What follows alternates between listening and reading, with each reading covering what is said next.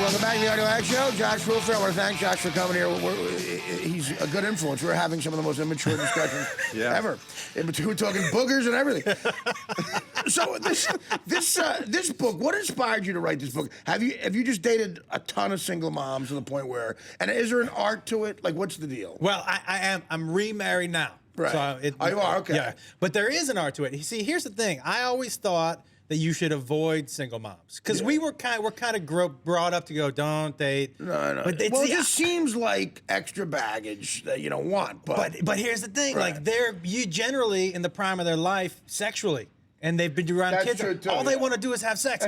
There was a woman who, every Tuesday night, she would say, "Come to my house, be here at 9 o'clock. Don't come any earlier. Don't come any later." And when I walked, she said, "You need to be out here by 10." And when I walked in, there was, not kidding, there was a blanket by the front door with 2 pillows. Wow. And 2 bottles of water. Wow. And I was like, 2 bottles of water? I only bring 1 to the gym. What do you think's happening here tonight? Man. She would say, "This is where we're going to have sex," basically.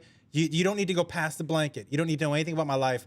I just need to have adult contact and sex. Wow. So she's acting like a guy. They become like men. That's what they did. Like they become like single men. It was like discovering the underwater world of Atlantis. Like nobody was down there. It was a beautiful and place. a lot of chicks, now after babies work out to where they a lot of them are just as hot, and they just get as soon as they, like some chicks are like, "My God, did you start doing a sit up the second you had the baby?" Yeah. Like wow, man. And you know what? We know what else with single moms I found out? Sometimes they want to have sex at different, like after 3, they're with kids. So they'll be like, "Listen, are you up for 8 a.m. sex? Drop the kids off." Right. And you could just get it out of the way, 8 a.m. 8 a.m. sex. Gone. You're done. Right. And nannies were the other one. Oh, no kidding. Yeah, because they always took care of houses that were much nicer than mine. Right. And they had a fridge full of food that I couldn't afford. So that's a good point too about nannies. Yeah. You could live a rich lifestyle without the rich. I used to have sex on, my buddy didn't know this until way later, on my buddy's bed because I used to have sex with his nanny. So he fed me and I had sex on his bed every day. Do you think his nanny, did your buddy get mad at that when he found out? Like, was No, he he was protective like, of his nanny? No, he was like, "She's He hot." must have been turned on by He her. was like, "She's hot." Like, why is he back there? He said, "I always wanted to, and never could." She's from Honduras. She was like, Right. "What was she like?" But he was excited about it. Wow. He was disgusted that he slept in the bed as I. No, I know that's a little much. Yeah. That's a little obnoxious. Yeah, I get that. But it was, you learn like you have to adjust. Right. Because there's no, when I was single, there was no 26-year-old girl who wanted to get in my minivan and have sex. What? The minivan. Yeah. So what? Like, how many of these single moms with the blanket and the 2 bottles of water at once were you going at one point? I think I had like 4 or 5. I had a pretty good rotation, anywhere from 3 to 5. That was beautiful. in there. What else does a guy need then? It was a good starting rotation. 2 lefties, 3 righties. I had somebody coming out of the pen who threw sidearm. You need a closer. Yeah. Got a good closer. Yeah. So see, think about it, and they don't want you anywhere past the blanket. That's perfect because you don't want to go past. I don't want to go. I don't want to see the rest of it. And think about this. I don't want to know if you have a blender. I don't. No. And think about this. All the things that I'm trying to hide. My kids. How dirty my apartment is. Right. The fact that I get a minivan. They're trying to hide too. Yeah. The fact that I don't get out of my sweatpants sometimes for 4 days in a row. Yeah, you don't have to dress up for the day. There's no buying dinner. Nothing. They just wanted to have the sex. Yeah. Now there's one single mom that I was.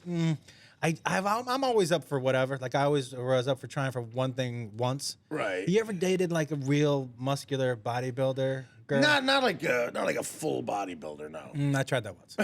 How'd that go? It was intimidating. There was all night. Things were weird.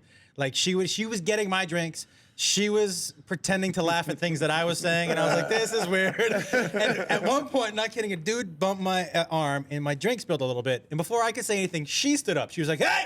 And I was like, "Oh my God, really?" Yeah, she was like, "You got to apologize." I was like, "It's okay, I got this." That's funny. Yeah, I got this. But after all that, I felt like I had to put out. You know what I mean? I felt like she did all the things she was supposed to do. It's funny if you accidentally slipped and got a black eye, you'd have to tell your friends, "I'm so clumsy." Is she hitting you, Josh? No, I am so clumsy. Really, I hit myself on the rail again. It's intimidating to be. Oh no, I had a buddy actually when I was living in California who he'd bang anything type of guy. You know, to the point where maybe he'd even bang a guy. I don't even know. But he dated a really, really hardcore bodybuilding chick to where like from behind it looked like a guy. You know, and I don't know. That doesn't turn me on. I don't know. I like a chick to be soft, like, you know. Yeah. And when they're in better shape than you, like, you know, physically. I'm with you. I like a little squeeze. Yeah. I especially like to squeeze the especially on their ass. Yeah. Because when you're behind a girl, don't you like to see you like to see the wave go out and come back in? You know what I mean? Like not a tidal wave. Yeah, no, but just a mini wave. Yeah, you want a mini wave. Yeah, you want to see the tide pool. You know, because my stomach is the tidal wave. It's like two waves meeting. Now you gotta have some meat on the ass there. Yeah, you can't tighten that up too much. I didn't mean to make you cry. What's going on? No, I know. I have this gross stuff coming out of my eye because I'm 45 years old. No, I just said during the opening when I don't shower. Is this what I have to? So everybody who's 45 just starts leaking? No, I mean, when you've led my life. Oh yeah. Or Boschetti. Boschetti does it. Me and Mike have watery eyes. I'll put it that way. Josh is an American genius. I'm listening to him talk about single woman. Well, what about you, Mike? You got to this could be a new market for me, buddy. You're a genius. I want to read this book. But you don't have any markets right now. No, but that's good. I'm loving everything he's talking. Do you have any tips you could give him, Josh? I mean, because it really is, you know. Well, learn how to pronounce month. That might help. Okay, thank you, buddy. Yeah, I don't think it has a U, and it definitely has an H in it. So. Hey, what month could I bang you? What is it, month? What month could I bang you? No, but Josh, you're a genius. I love this. Just listening to this. You got to get his book. You got to get his book. I'm going to read it inside and out, buddy. You got it, buddy. This is going to be a good market. He doesn't read a lot of books. I get a lot of this. I swear to God, people at book signings have come up to me and said, Artie, I can't read, but I read your book. And I go, what? Yeah. Because I mean, they mean to say I don't read, but I read your thing. But it tells you a lot about who's reading your books. Well, at book signings, like a lot of my fans, you can tell it's the first time they've ever been in a bookstore. I'm like, wow. Since grammar school. Like, where's the card catalog? Somebody said to me, are books usually this big? And I was like, apparently not the ones you're reading. Yeah, right. Yeah, this is about average. Yeah. All right, we're going to take another quick break. We'll be right back with Josh Wolf after this. Josh Wolf. And Josh, a couple of things you should know about Josh. He will be at Caroline's this upcoming weekend? Yeah. Okay. A great club, Caroline. So check him out there. And he is going to be the host of his own late-night talk show on the Discovery Channel. It's called Shark After Dark. Begins August 4th at 11 o'clock Eastern, 10 o'clock Central. It's during Shark Week. Yeah. So explain this. What is this? Well...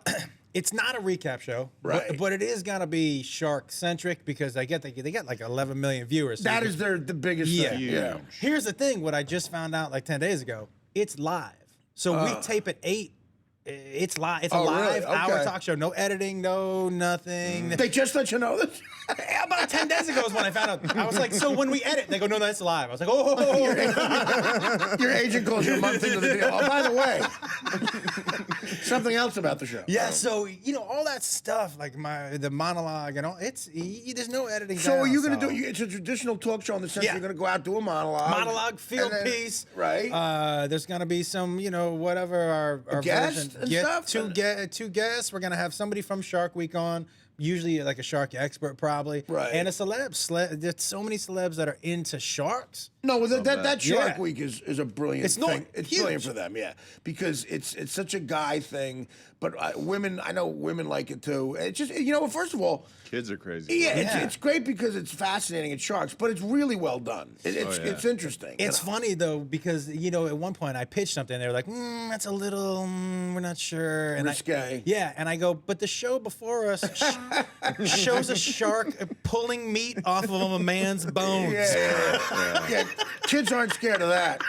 I was like, yeah, but your penis reference, we don't want to. We're not sure, but there's flesh hanging off of that guy's arm. That's the other thing, man. If you start trying to make sense of network notes, you'll You'll be driven crazy. No, they've actually been very good. They're Good. basically they're Most like, of the cable places are. Yeah, you know, yeah, it's good. Yeah.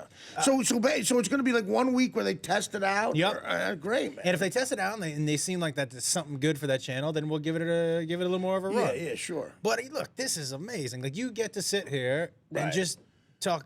This is the best thing ever. Right, DirecTV took care of me here. This is I'm a New Yorker, so I wanted to be here, and they built me this place, which is just it's my place, and it's unbelievable. And yeah, 5 nights a week. It's late at night. It's like coming here and talking to a buddy. Yeah. just laughing like we're laughing. It's great. Now, how come you make him sit so far away? Well, it's in his contract. It's in his contract. Restraining contract? Well, in Mike's contract, he can't ever be more than a foot from food. He has to be at least a foot away from food. I thought you put him next to the watermelon to show people the actual size of his head. Josh, Well, that's an interesting yeah, point. but you were great though. We were on Last Comic together. He's one of the funniest people. So we hung out with. Mike, do you know Mike? Nah, I never met him before. You never met? No. No, from Last Comic season 4. Oh, that's right. Yeah. Apparently, Mike, you were forgettable. Oh yeah, That's right. Well, but now it was- he stopped dyeing his hair, though. No, but you were great. Like I said, I'm getting your book and I'm going to test it out. Well, for definitely you. get the book. We have No. to. Yeah, that's a good point. We got to wrap up. So let's do this again. We got Josh Wolf. It Takes Balls. Dating single moms and other confessions from an unprepared. I love that word. Unprepared single dad. Check that out. Caroline's this weekend. Yep. And okay, August 4th. Shark After Dark, a talk show on the Discovery Channel, 11 o'clock Eastern with Josh. And what's Twitter? At Josh Wolf or something? At Josh Wolf Comedy. At Josh How Wolf much do Comedy. you hate Twitter? Dude, I came out of rehab and I got talked into it because it was a new world and I had a book coming out. Stand up to you have to do it. Yeah, What are you gonna have to do it. You got to do it. So we embrace it, but you got a lot going on. Good luck, buddy. I appreciate it, Mark. Thanks for And having me on. Come back anytime. Absolutely. Good luck to your kid coming back from the army, there, man. Thank you. Okay. Artie Lange Show. We'll be back after this.